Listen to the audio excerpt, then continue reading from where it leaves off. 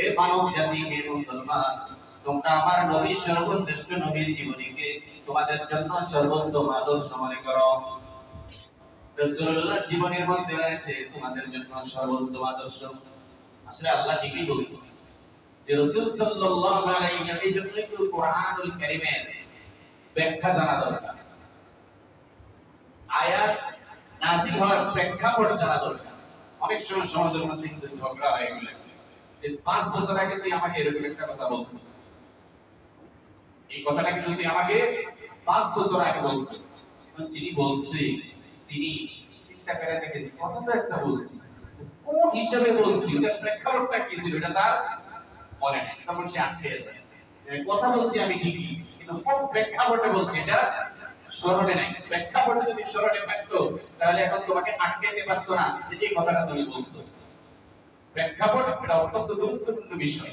কোরআনুল কারীম, গোটা কোরআনুল কারীম যে নাযিল হয়েছে এইগুলা বিভিন্ন প্রেক্ষাপটের কারণে নাযিল হয়েছে। রাসূল সাল্লাল্লাহু আলাইহি ওয়াসাল্লাম 9টা বিবাহ করেছেন, একসাথে 9টি ছিল, এগুলোর বিভিন্ন প্রেক্ষাপট আছে।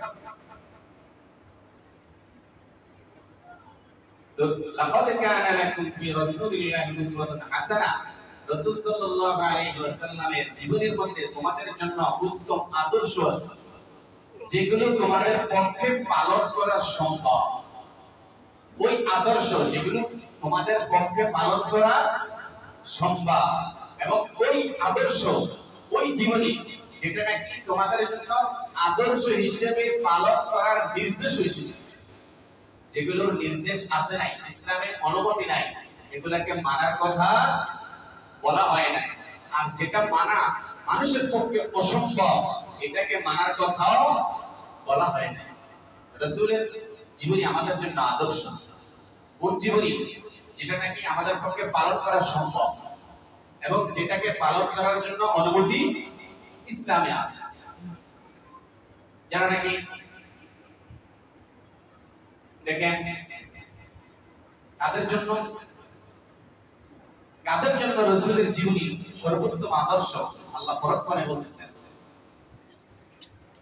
লিমান কানা ইয়ারজুল্লাহ ওয়াল ইয়াউমাল আখির, লিমান কানা ইয়ারজুল্লাহ, যারা নাকি আল্লাহর মুলাকাতের আশা করে, এরকম লোকদের জন্য রাসূলের জীবনী হলো সর্বোত্তম আদর্শ। ওয়াল ইয়াউমিল আখির, যারা নাকি পরকালকে বিশ্বাস করে, যারা মনে করে পরকালে শাস্তি হবে, জান্নাত হবে, যারা নাকি বিশ্বাস করে কবরের মধ্যে সওয়াল হবে, জবাব হবে, মা রব্বুকা মা দীনুকা মান হাদার রাজুল, যারা নাকি বিশ্বাস করে পরকালের মধ্যে শাস্তি হবে, পরকালের মধ্যে সুখ হবে, কবরের মধ্যে শাস্তি হবে, কবরের মধ্যে সুখ হবে, যারা নাকি বিশ্বাস করে হাসরের ময়দানে 50,000 বছর অবস্থান করতে হবে, যারা নাকি বিশ্বাস করে হাসরের ময়দানে সূর্যটা মাথার উপর চলে আসবে, এই সমস্ত মানুষের জন্য রাসূলের জীবনী হলো সর্বোত্তম আদর্শ। আর যারা এগুলোকে বিশ্বাস করে না, বেঈমান অবস্থায় ইন্তেকাল করছে, তাদের জন্য রাসূলুল্লাহর জীবনী সর্বোত্তম আদর্শ ছিল, কিন্তু তারা গ্রহণ করতে পারে না। নাফরমানদের জন্য ছিল আর মুসলমানদের জন্য আছে। বুঝেন নাই? যারা বেঈমান হয়ে ইন্তেকাল করছে তাদের জন্য আমার নবীর জীবনী সর্বোত্তম আদর্শ ছিল, কিন্তু তারা সেটা গ্রহণ করতে পারে না। আর মুসলমানদের জন্য একদম তৎক্ষণাৎ কারেন্ট, এটা এখনই আছে, তোমরা এটা গ্রহণ করবা। লিমান কানা ইয়ারজুল্লাহ ওয়াল ইয়াউমাল আখির ওয়া যাকারাল্লাহা কাসীরা, এবং যারা নাকি বেশি বেশি আল্লাহর জিকির করে তাদের জন্য রাসূলুল্লাহর জীবনী হলো সর্বোত্তম আদর্শ। এবার দেখেন আজকে সমাজের মধ্যে আপনি দেখেন যে সমস্ত লোকগুলোর মধ্যে তিনটা গুণ পাওয়া যায়। কয়টা গুণ? তিনটা গুণ। একটা হলো আল্লাহর মুলাকাত, আল্লাহর দিদারের আশা করে, দ্বিতীয়ত পরকালকে বিশ্বাস করে, তৃতীয়ত আল্লাহর জিকির বেশি বেশি করে। আল্লাহর দিদার যদি আপনি আশা করেন তাহলে আপনাকে কি করতে হবে? মনে নেই? নেক আমল করতে হবে। আল্লাহর দিদার যদি কেউ আশা করে তাহলে ওকে নেক আমল করতে হবে। নেক আমল হলো রাসূলের সুন্নাতের উপর চলা। নেক আমল কি? এটা বুঝতে হবে ভালোভাবে। নেক আমল হলো রাসূলের সুন্নতের উপর আল্লাহ নবীর পাগড়ি মাথায় দিয়েছেন, পাগড়ি মাথায় দেওয়া হলো নেক আমল। আল্লাহ নবী টুপি পরিধান করছেন, টুপি পরিধান করে নেক আমল। আল্লাহ নবী দাড়ি রাখছেন, দাড়ি রাখা হলো নেক আমল। আল্লাহ নবী মিসওয়াক করছেন, মিসওয়াক করা হলো নেক আমল।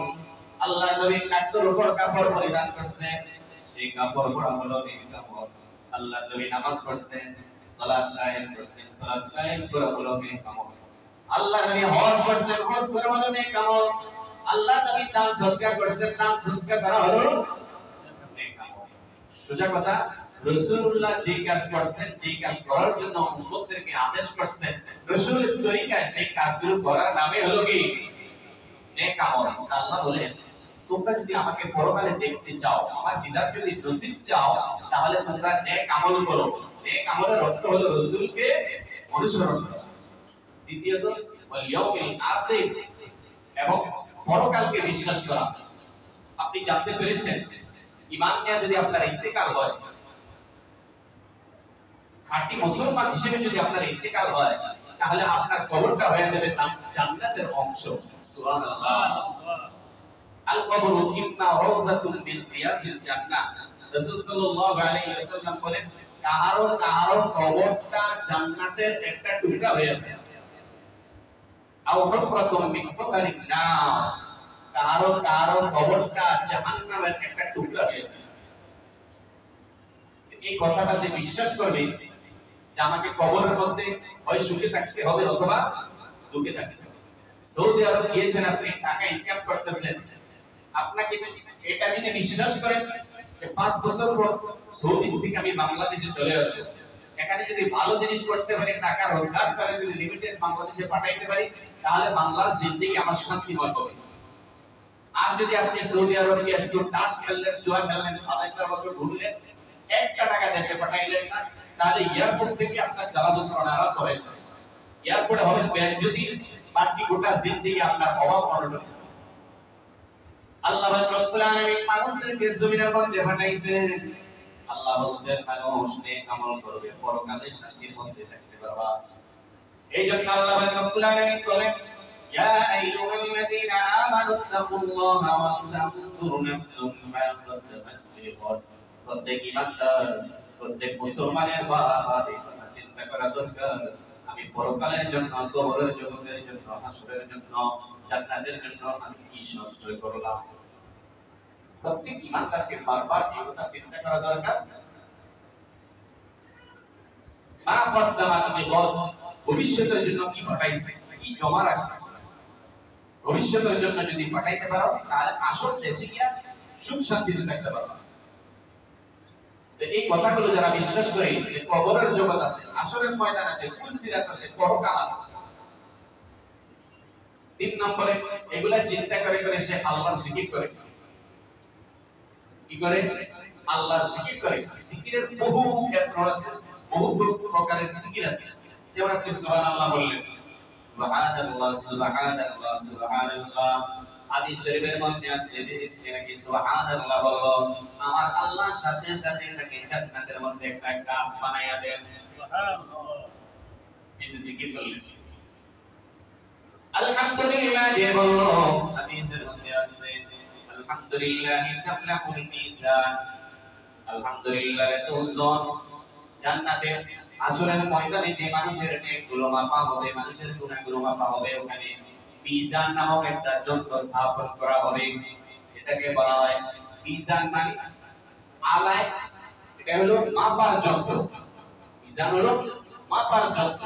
এটা যেরকমই হোক, যেমন এক সময় আমাদের দেশে পাল্লা ছিল, বাটকারা পাল্লা, বাটকারা রশি বলা পাল্লা। মানুষ কল্পনা করতে পারতো না এরকম কিছু উঠিয়ে দিলে এটা অটোমেটিক তার ওজন চলে যাবে, এটা বের হয়ে যাবে। এক সময় বিজ্ঞান, আধুনিক বিজ্ঞান, ইসলামী বিজ্ঞান, বিজ্ঞান দুই প্রকার এগুলো আসতেছে। আধুনিক বিজ্ঞানের লোকেরা এটা উদ্ভাবন করলো যে নেকির কাজ আবার কেমনে মাপা যায়। নেকি তো ধরা ছোঁয়ার বাইরে। এখন তারাই আবার প্রমাণ করলো যে বাতাস নাকি মাপা যায়। বাতাস মাপা যায়, বাতাসের গতি কত এটাও মাপা যায়। সুতরাং এরকম নতুন নতুন জিনিস আবিষ্কার হচ্ছে যেগুলা পুরান ধরনের অ্যানালগ পদ্ধতির পাল্লাকে ছাড়াইয়া আধুনিক ডিজিটাল পদ্ধতি গ্রহণ করছে। তা হাসরের ময়দানে এরকম মাপার যন্ত্র স্থাপন করা হবে, এটা কেমন হবে এটা আমার আল্লাহই জানে। কি কি ধরনের আধুনিক যন্ত্র হবে এটা আল্লাহই জানে। তা হাসরের ময়দানে মাপা হবে মানুষের নেক আমল, মানুষ ভুল সিরাতের মাধ্যমে পার হবে। এই বিশ্বাসগুলো যার আছে ও বেশি বেশি জিকির করে। এই তিনটা গুণ আল্লাহর সাথে দিদার আশা করা, পরকালকে বিশ্বাস করা এবং বেশি বেশি জিকির করা, এগুলো কার গুণ? এগুলো একদম সচ্চা আল্লাহওয়ালা ইমানদারের গুণ। রাসূলের তরিকায় চলবে, পরকালকে বিশ্বাস করবে। জিকির করা মানে হলো রাসূলের তরিকায় চলা। জিকির করার অর্থ কি? রাসূলের তরিকায় চলা। আপনি ব্যবসা প্রতিষ্ঠান দিবেন, ওখানে আপনি জিকির করবেন। ওখানে জিকিরের অর্থ হলো এমন ব্যবসা করবেন যে ব্যবসা আপনার ব্যবসা আল্লাহকে ভুলে আনাবে। এরকম নাকি আছে?